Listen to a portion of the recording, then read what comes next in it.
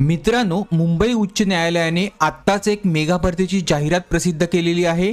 तर ही मेगा भरती क्लर्क, पिऊन, स्टेनोग्राफर, ड्रायव्हर अशा टोटल 2300 प्लस पदांसाठी होणार आहे। आणि ह्या पदासाठीची जी पदसंख्या आहे ती तुम्हाला इथे दिसेल।